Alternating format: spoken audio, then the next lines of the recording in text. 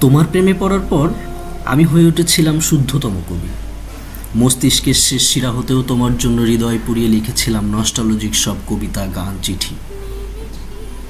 ছোটোখাটো ব্যাপারগুলোতেও ছিল দারুণ পাগলামি, মায়া নিয়ে, ছায়া নিয়ে সে প্রেম লাউলতার মতো মনের করিডোর মারিয়ে, সিঁড়ি জানালা ছাড়িয়ে ধীরে ধীরে বেড়ে উঠেছিল আমার ছাদনাতলার ছাদে বড্ড আদরে। চোখের ভেতর নয়নতারা ফুলের মতো ফুটেছিল অকৃত্রিম দারুণ স্বপ্ন, একদিন আমরা আমাদের হব।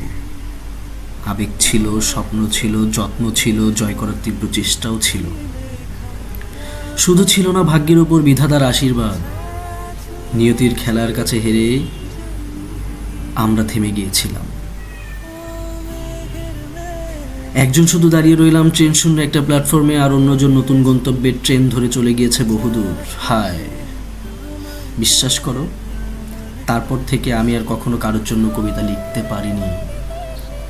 রং তুলির হাতে পায়ে ধরেও আঁকতে পারিনি আর কোনো নতুন মুখের ছবি। একদিন যে হৃদয় মাঝে পাহাড় সমেত বিশ্বাস ছিল সবুজ, সেখানে বাসা বাঁধল অবিশ্বাসের করুণ ক্যান্সার।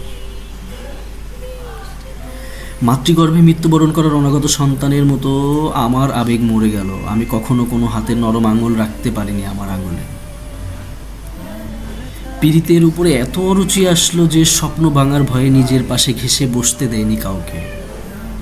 একটা অদৃশ্য বৃত্তে আটকা পড়েছিলাম আমি, ওই বৃত্তের ভেতর পা রাখার সাহস কারণে। গভীর প্রেমে মানুষ একবারই পড়ে। গভীর প্রেম নিয়ে একজনের জন্যই কবিতা, গান, চিঠি লেখে। ছেড়ে গেলে ওই একজনের জন্যই মানুষ জনমভর দুঃখ করে, গোপনে অথবা প্রকাশ্যে। পরের বার যে প্রেম আসে, তার কাছে মানুষ কেবলই সামান্য আশ্রয় খুঁজে, সর্বোচ্চ দিয়ে আঁকড়ে ধরে বাঁচতে চেষ্টা করে। এর চেয়ে কিছুই না, বিশ্বাস করো, এর চেয়ে কিছুই না।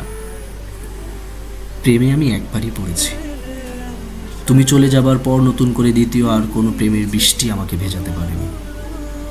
অনেকটা জীবনানন্দের কবিতার বিখ্যাত সেই দুটি লাইনের মতো, এই পৃথিবী একবার পায় তারে, পায় না কো আর।